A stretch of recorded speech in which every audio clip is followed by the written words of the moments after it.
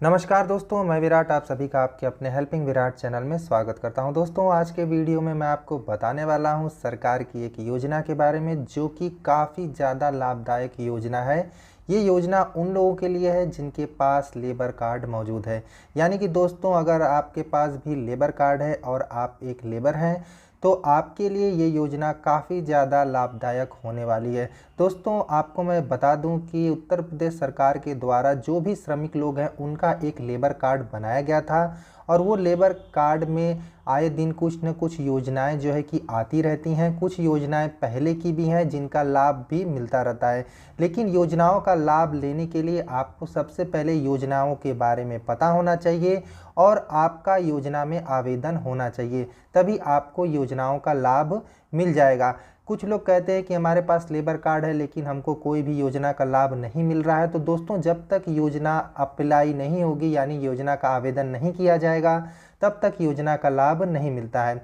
तो दोस्तों, अभी मैं उत्तर प्रदेश सरकार के लेबर कार्ड के वेबसाइट पे हूँ। इस वेबसाइट का लिंक मैं आपको डिस्क्रिप्शन बॉक्स में दे दूँगा, वहाँ से क्लिक करके डायरेक्ट ही आप इस वेबसाइट पे आ सकते हैं। और दोस्तों, ये वेबसाइट आपकी मोबाइल में भी प्रॉपर काम करती है। आपको लिंक मैं डिस्क्रिप्शन बॉक्स में दे दूंगा इस वेबसाइट का, वहाँ से क्लिक करके डायरेक्ट ही इस वेबसाइट पे आप आ जाएंगे। और दोस्तों, मैं आपको बता दूं कि लेबर कार्ड की वेबसाइट अब पूरी तरीके से प्रॉपर काम कर रही है, जिसमें कि आप लेबर कार्ड का नया आवेदन भी कर सकते हैं, लेबर कार्ड को डाउनलोड भी कर सकते हैं, अपना आधार केवाईसी कर सकते हैं, अपने लेबर कार्ड को रिन्यूअल कर सकते हैं। सारा कुछ आप इस वेबसाइट पे अब कर सकते हैं। तो चलिए दोस्तों, अब आ जाते हैं योजना के बारे में। आप यहाँ पे योजनाएं पर जब देखेंगे तो समस्त योजनाएं आपको लिखा हुआ दिख जाएगा। आप यहाँ पर जब क्लिक करेंगे तो आपके सामने पूरी योजनाएं खुल जाती हैं। लेकिन आज मैं जिस योजना के बारे में आपको बताने वाला हूँ वो योजना है कन्या विवाह सहायता योजना। मतलब कि अगर आप श्रमिक हैं और आप अपनी पुत्री का विवाह करने वाले हैं तो इस योजना के तहत सरकार द्वारा आपको कुछ लाभ दिया जाता है। इस वीडियो में हम उस लाभ के बारे में जानेंगे और किस तरीके से फॉर्म को अप्लाई करना है वो भी जानेंगे। आप घर बैठे ही इस फॉर्म को अप्लाई कर सकते हैं और योजना का लाभ ले सकते हैं। अब यहाँ पे मैं आपको बता दूं कि जैसे आप कन्या विवाह सहायता योजना पे क्लिक करते हैं तो आपको सबसे पहले अपनी पात्रता जाननी जरूरी है। तो दोस्तों, पात्रता में ये सबसे ज़्यादा ज़रूरी है कि अगर आपके पास लेबर कार्ड है तो वो 1 साल पुराना होना चाहिए, यानी कि 1 साल उसकी अवधि पूर्ण हो गई हो, तभी आप इस योजना में आवेदन कर पाएंगे। दूसरा क्या है कि अगर विवाह 1 वर्ष के भीतर हुआ है, संपन्न हो गया है, 1 साल के अंदर हुआ है, तो आप इस योजना का जो है कि आवेदन कर सकते हैं। और विवाह के 15 दिन पूर्व भी आप इस योजना का आवेदन कर सकते हैं। मतलब कि शादी अगर किसी डेट को है तो उसके 15 दिन पहले भी आप आवेदन कर सकते हैं। और यहाँ पे जो भी श्रमिक है उसके पास 2 संतान है तभी आपको ये योजना का लाभ मिलने वाला है, अन्यथा आपको इस योजना का लाभ नहीं मिलेगा। उम्र जो है वो पुत्री की होनी चाहिए 18 से 21 वर्ष के बीच में, तभी आपको इस योजना का लाभ मिलेगा। दोस्तों, मैं आपको बता दूं कि पात्रता जानना बहुत ज़रूरी है। बिना पात्रता जाने अगर आप अप्लाई करते हैं तो आपको इस योजना का लाभ नहीं मिलेगा।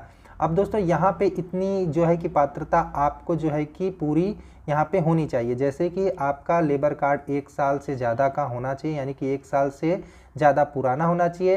अगर विवाह हो गया तब भी उसके 1 वर्ष के अंदर आप आवेदन कर सकते हैं और विवाह के 15 दिन पूर्व भी आप आवेदन कर सकते हैं।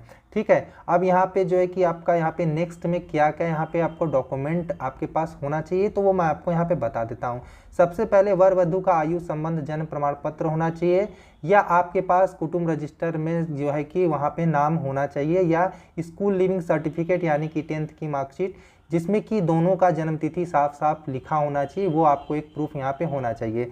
उसके बाद विवाह का कार्ड जो कि स्थानीय ग्राम प्रधान द्वारा या तहसीलदार द्वारा या सभासद द्वारा या पार्षद द्वारा प्रमाणित होना चाहिए, यानी कि मुहर और साइन उस पर लगा होना चाहिए ग्राम प्रधान द्वारा या तहसीलदार द्वारा या ये लोग के द्वारा जो है कि प्रमाणित होना चाहिए। अगर पुत्री गोद ली हुई है तो आपको मैं बता दूं कि गोद लेने का भी प्रमाण पत्र साथ में होना चाहिए, और आपके पास राशन कार्ड होना चाहिए। और आपको मैं बता दूं कि जो वर वधू है उसका एक फोटोग्राफ जो है कि साथ में होना चाहिए, और श्रमिक द्वारा, यानी कि अगर आप अप्लाई कर रहे हैं अपनी पुत्री के लिए तो आपके द्वारा वो प्रमाणित होना चाहिए। ठीक है। उसके बाद आपको यहाँ पे जो हित लाभ की बात करते हैं, यानी कि कितना आपको यहाँ पे योजना का लाभ मिल जाएगा, तो आपको मैं बता दूं कि योजना का लाभ आपको यहाँ पे 55,000 रुपये तक का मिलेगा। यानी कि अगर आप अपनी पुत्री के लिए विवाह के लिए आप यहाँ पे गवर्नमेंट के योजना में आप आवेदन करते हैं तो आपको इस योजना के लाभ में यहाँ पे 55,000 रुपये की यहाँ पे मदद दिया जाएगा गवर्नमेंट के द्वारा। तो यहाँ पे आप पूरा इसको डिटेल को अच्छे से आप खुद भी इसको पढ़ सकते हैं और पढ़ने के बाद ही आप इसको अप्लाई वो कीजिएगा। अगर आपके पास ये पात्रता नहीं है तो आप इसको आवेदन कर भी देंगे तो आपको ये लाभ नहीं मिलेगा। अब दोस्तों यहाँ पे बात कर लेते हैं कि किस तरीके से इस योजना को आवेदन करना है, तो मैं आपको बता देता हूँ। सबसे पहले आपको फिर से मुख्य पृष्ठ पे आना है और यहाँ पे आने के बाद आपको नीचे आ जाना है। नीचे आने के बाद देखिए यहाँ पे योजना आवेदन लिखा हुआ, उस पर क्लिक करेंगे। सबसे पहले आपको अपना डिस्ट्रिक्ट चूज कर लेना है, किस जिला से आप बिलोंग करते हैं, यानी किस जिला के आप निवासी हैं। उसके बाद यहाँ पे योजना चुने में आपको कन्या विवाह सहायता योजना सेलेक्ट कर लेना है। उसके बाद आपको यहाँ पे अपना आधार कार्ड नंबर डाल लेना है और यहाँ पे आपके लेबर कार्ड में जो भी मोबाइल नंबर लिंक है उस मोबाइल नंबर को यहाँ पे डाल के आप आवेदन पत्र खोले पर क्लिक कर दीजिएगा। जैसे आप यहाँ पे खोलेंगे तो आपके मोबाइल नंबर पे एक OTP भेजी जाएगी। उस OTP को आपको यहाँ पे फिल करके प्रमाणित करे पे क्लिक कर देना है। अगर आपकी OTP नहीं आती है तो पुनः OTP भेजें पे क्लिक करके दोबारा आप OTP को जनरेट कर सकते हैं, यानी कि दोबारा अपने मोबाइल नंबर पे OTP को मंगा सकते हैं। अब यहाँ पे जैसे ही आप OTP को फिल करते हैं तो यहाँ पे आपका फॉर्म खुल जाएगा। लेकिन अगर आपको कुछ इस तरीके का एरर आ जाता है, अगर आप यहाँ पे जैसे मैं यहाँ पे OTP डाल रहा हूँ और ये एरर आ गया कि श्रमिक के आधार कार्ड का सत्यापन नहीं हुआ है, तो आपको घबराना नहीं है। आपको यहाँ पर बस ओके करना है और ओके करने के बाद स्क्रॉल करके नीचे आ जाना है। जैसे आप यहाँ पे नीचे आएंगे तो देखिए आपको लिखा हुआ दिख जाएगा श्रमिक KYC विवरण। यहाँ पे आपको कुछ नहीं करना है, आपको सबसे पहले OTP भेजे पे क्लिक करना है, क्योंकि अभी OTP अपने पास नहीं है। तो OTP भेजे पे क्लिक करेंगे तो आपके आधार कार्ड नंबर पे जो भी मोबाइल नंबर लिंक है उस पर OTP भेज दी जाएगी। उस OTP को आपको यहाँ पे फिल कर लेना है। बता देता हूँ कहाँ पे। तो पहले यहाँ पे ओके कर लेंगे, फिर इस OTP को यहाँ पे फिल करके प्रमाणित करे पे क्लिक करेंगे। जैसे आप प्रमाणित करे पे क्लिक करेंगे आपका KYC का पूरा डाटा यहाँ पे खुल जाएगा। आपको कुछ नहीं करना है, लेफ्ट साइड में 2 बॉक्स आपको दिखेंगे, यहाँ पे आपको टिक करना है और टिक करने के बाद स्क्रॉल करके नीचे आ जाना है और यहाँ पे आधार सत्यापन कर लेना है। जैसे आप यहाँ पे आधार सत्यापन करेंगे तो आपका यहाँ पे कि फॉर्म खुल जाएगा। लेकिन कुछ इस तरीके का फिर से एरर आ जाता है, तो इसमें आपको बताया जाता है कि आपका आधार कार्ड कि वो बैंक से लिंक नहीं है, तो आपको बैंक से लिंक करा लेना है। ठीक है, तभी आपका कि योजना का आपको लाभ मिल पाएगा, क्योंकि ये पैसा आपको आधार कार्ड के द्वारा ही भेजा जाएगा। तो आधार कार्ड से जो भी बैंक लिंक रहेगा उसी में पैसा जाएगा। अब यहाँ पे स्क्रॉल करके फिर से इस पर नीचे आ जाएगा और यहाँ पे टिक पे क्लिक करके प्रोसीड पे जैसे आप क्लिक करेंगे तो यहाँ पे आपका कि फॉर्म पूरा खुल जाएगा। सबसे पहले यहाँ पे आपको स्वयं के लिए चाहिए या पुत्री के लिए चाहिए, तो आप यहाँ पे पुत्री सेलेक्ट कर लीजिएगा। अगर आप श्रमिक हैं और आप अपनी खुद की शादी के लिए अनुदान चाहते हैं तो आप यहाँ पे स्वयं पे क्लिक कीजिएगा। अब यहाँ पे जो भी डिटेल आपको भरनी है आधार कार्ड से भरनी है। जब आप यहाँ पे पुत्री सेलेक्ट करेंगे तो आपके लेबर कार्ड में जितने भी बच्चे यहाँ पे ऐड होंगे उनके नाम खुल जाएंगे। आपको अपनी पुत्री का नाम यहाँ पे सेलेक्ट कर लेना है उनमें से। उसके बाद पुत्री का आधार कार्ड नंबर डालना है और यहाँ पे पुत्री के पिता का नाम अंग्रेजी में लिख देना है। उसके बाद यहाँ पे सारा कुछ डिटेल आपको फिल कर लेना है। विवाह का प्रकार चूज़ कर लेना है और यहाँ पे विवाह का प्रकार चूज़ करने के बाद आपको क्या करना है कि यहाँ पे वर का नाम अंग्रेजी में लिख लेना है। उसके बाद वर के पिता का नाम लिख लेना है, यानी कि लड़के का नाम अंग्रेजी में और लड़के के पिता का नाम अंग्रेजी में लिख लेना है। लड़के का आधार नंबर डाल देना है, उसका डेट ऑफ बर्थ डाल देना है। फिर लेफ्ट साइड आपको 2 बॉक्स दिखेंगे, उस बॉक्स पे आपको टिक कर लेना है।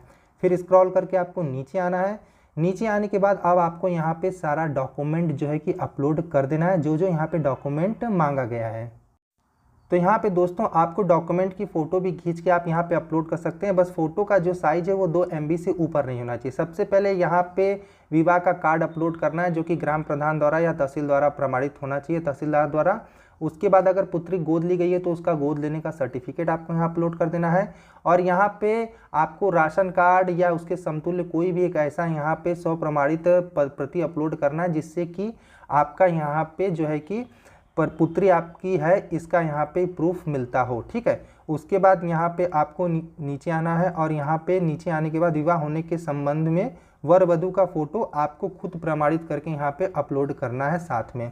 उसके बाद यहाँ पे पिछले 12 महीने में कम से कम 90 दिन भवन का जो कार्य आपने किया है उसका यहाँ पे नियोजन प्रमाण पत्र 100 प्रमाणित प्रमाण पत्र यहाँ पे अपलोड करना है। वो मैं आपको यहाँ पे बता दूंगा कहाँ से वो घोषणा पत्र निकलता है, उसको आप निकाल के आप जहाँ पे काम करते हैं उनसे आप यहाँ पे साइन मुहर वगैरह करा लीजिएगा। उसके बाद आप यहाँ पे अपलोड कर दीजिएगा। उसके बाद अगर आप यहाँ पे किसी भी केंद्र सरकार राज्य सरकार का कोई भी यहाँ पे हित लाभ प्राप्त नहीं कर रहे हैं तो उसका आपको यहाँ पे 100 प्रमाणित यहाँ पे अपलोड करना है कि साइन के साथ कि मुझे किसी भी योजना का जो है कि लाभ नहीं मिल रहा है ऐसा, ठीक है। उसके बाद आपको यहाँ पे क्या करना है, नीचे संबंधित वर्ग की आयु संबंध में जन्म प्रमाण पत्र या स्कूल का सर्टिफिकेट आप यहाँ पे अपलोड कर सकते हैं या परिवार रजिस्टर की 100 प्रमाणित प्रति यहाँ पे अपलोड कर दीजिएगा। अब दोस्तों यहाँ पे देख लीजिएगा जिसमें लिखा हुआ है कि 100 प्रमाणित प्रति अपलोड करना है तो आपको नीचे अपना सिग्नेचर करना है, ठीक है। किसी भी डॉक्यूमेंट में लिखा हुआ है तो आप यहाँ पे कर दीजिएगा। उसके बाद ये सारा जो है कि डिटेल यहाँ पे डॉक्यूमेंट अपलोड करने के बाद आप यहाँ पे सबमिट करे पे जैसे ही क्लिक करेंगे तो आपका जो आवेदन है वो ऑनलाइन यहाँ पे सबमिट हो जाएगा। उसके बाद आपको एक यहाँ पे रेफरेंस नंबर मिल जाएगा। उस रेफरेंस नंबर को आपको नोट करके रख लेना है और यहाँ पे आप उसका स्टेटस भी चेक कर सकते हैं। तो वो भी मैं आपको बता दूंगा कि कैसे चेक करना है। सबसे पहले मैं आपको बता देता हूँ कि आपको 100 प्रमाणित घोषणा पत्र कहाँ से अपलोड करना है। तो आपको श्रमिक में जाना है और यहाँ पे 100 प्रमाणित घोषणा पत्र पे क्लिक करेंगे तो आपके सामने ये पेज खुल जाएगा। इसी पेज को आपको अपने नियोजक से साइन मुहर वगैरह करा लेना, नियोजक यानी कि जहां आप काम करते हैं। उसके बाद रेफरेंस नंबर को कैसे डाल के स्टेटस चेक करना है तो आप यहां पे देखेंगे राइट साइड तो नीचे लिखा हुआ होगा योजना के आवेदन की स्थिति जानने के लिए यहाँ क्लिक करें। आपको यहाँ पे क्लिक कर लेना है और यहाँ से आप अपना योजना का स्थिति जो है कि वो डाल के आवेदन संख्या या लेबर कार्ड नंबर डाल के आप यहाँ से कर सकते हैं चेक की आपका जो है कि योजना का जो स्थिति है वो कहाँ तक पहुँचा है। तो थैंक यू दोस्तों, जय हिंद, वंदे मातरम। अगर कोई बात समझ में ना आई हो तो मुझसे कमेंट बॉक्स में पूछ सकते हैं आप।